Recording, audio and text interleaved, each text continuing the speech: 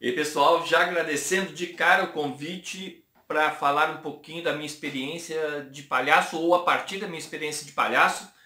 Eu sei que é pouco tempo, então vamos lá. O que seria palhaço para mim?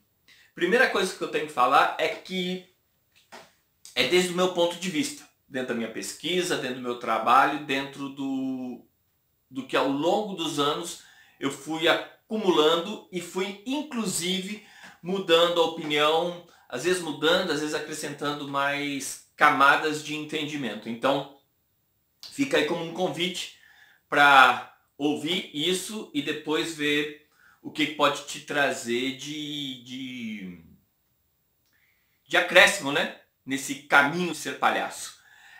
Vamos dividir a ideia de palhaço, para a gente ser um pouquinho mais ágil, em 4 dimensões. Seria a dimensão social, a dimensão artística, a dimensão arquetípica e aí a dimensão humana ou pessoal, nesse sentido humana ligado ao pessoal. Nessa dimensão social, o que a gente vê é que ao longo da existência do ser humano, né, das comunidades humanas, o palhaço sempre existiu. Como exemplos maiores dessa existência, a gente pode usar os Carioca na América do Norte e também no Brasil os Rochuás, que você pode ver pesquisas aí facilmente na internet. Quer dizer, uma função social, uma função que depois, ao longo do tempo, foi assumindo espaços artísticos, mas ele tem essa dimensão social. A outra dimensão que a gente tem que falar então é justamente essa artística. Em determinado momento, a manifestação do palhaço, quer dizer, o ser palhaço passa a estar dentro do espaço artístico. E em vários momentos da história, pelo menos registrado nas cortes chinesas há 4.000 anos, que é um dos primeiros registros que a gente tem, ou nas comédias atelanas, de alguma maneira, comédia dell'arte, depois os circos e agora todos os espaços, né? No início do século passado entrando no cinema e agora em todos os espaços possíveis. Por isso que eu não gosto muito de falar palhaço de hospital, por exemplo, ou palhaço de circo. O palhaço ele está em hospital ou está em circo, mas o palhaço é o mesmo. Quer dizer, as nossas bases, a nossa essência, ela continua a mesma. Claro que ela se adapta do mesmo jeito que o palhaço se adaptou ao longo dos séculos e ao longo das diferentes culturas, em tempo e espaço. A gente adapta a nossa maneira de trabalhar, a nossa essência para determinados espaços, né? A voz pode mudar, o figurino, a maquiagem muda um pouco, mas a essência do seu palhaço continua a mesma. A outra dimensão para mim que é fundamental é a dimensão arquetípica.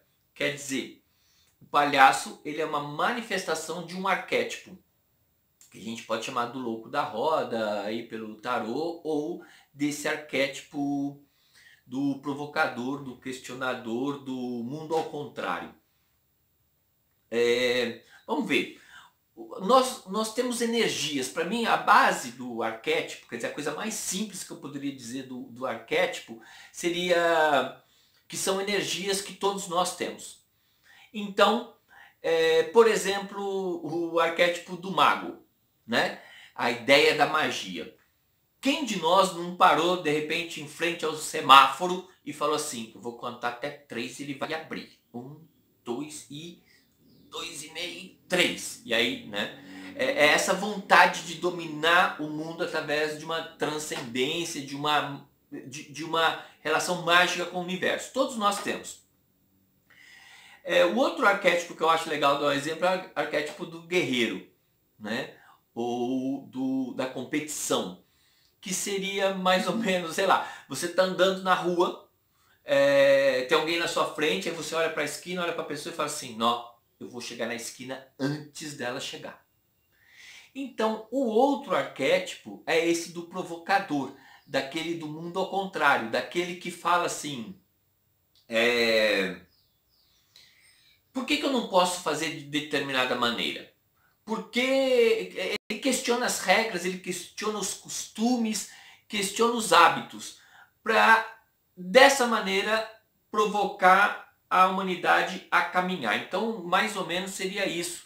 O palhaço é uma manifestação de um arquétipo de provocação.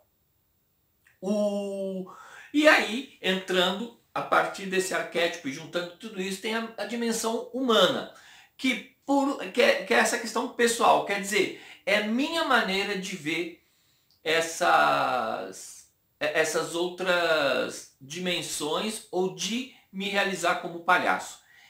Nisso que é importante, que a gente vive o mundo do eu faço do jeito que eu quero, pronto, acabou.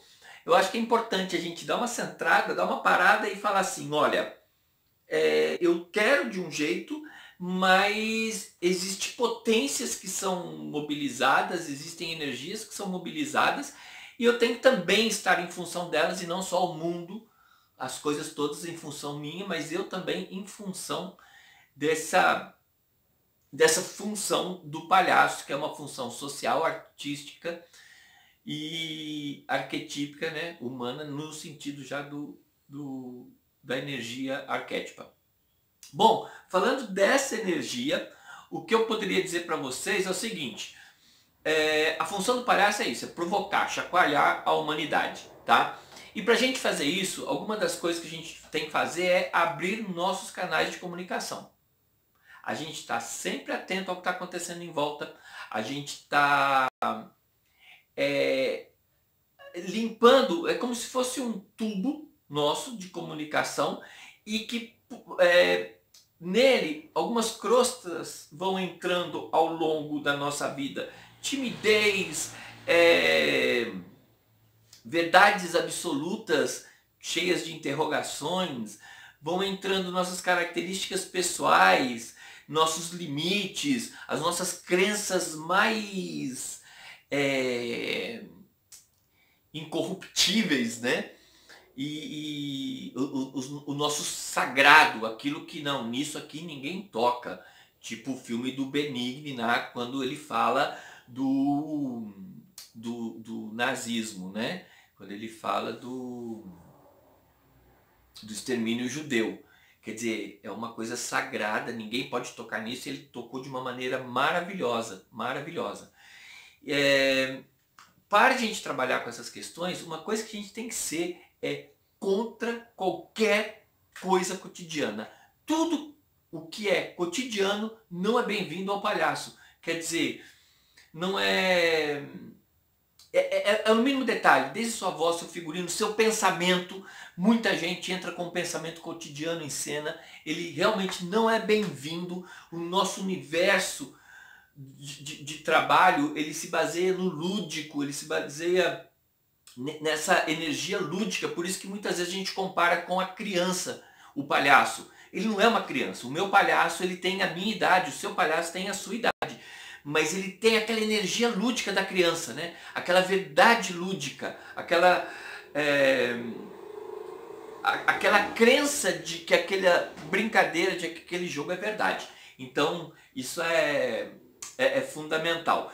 Qualquer coisa cotidiana, por isso que a gente usa maquiagem, por isso que aí eu defendo alguns aspectos até para maquiagem, para figurino, para pele aparecendo, para o jeito de falar. Quer dizer, essas coisas elas não podem lembrar o cotidiano. Até isso, né? O palhaço ele entra com a aliança. Então, se eu fosse casado, eu entro com a aliança do Rodrigo em cena. A não ser que eu consiga transformar isso em jogo. A conversa cotidiana, você é casado, entende? São esses aspectos do cotidiano que tem que ficar mais afastados. E, vamos dizer assim, meia bomba não. Ficar no meio do caminho não é fazer o caminho. O palhaço ele tem que se jogar. Esses canais eles têm que ser limpos de tudo isso para a gente se jogar se entregar mesmo a essa energia clownesca, né? Se entregar mesmo a essa energia lúdica, a esse potencial lúdico. E, bom, já passou 3 vezes mais de vídeo do que eu teria que ter feito. O único convite que fica são muitos caminhos para achar o palhaço, procura o seu e a gente está aqui para ajudar da maneira que puder. Abraço, fui!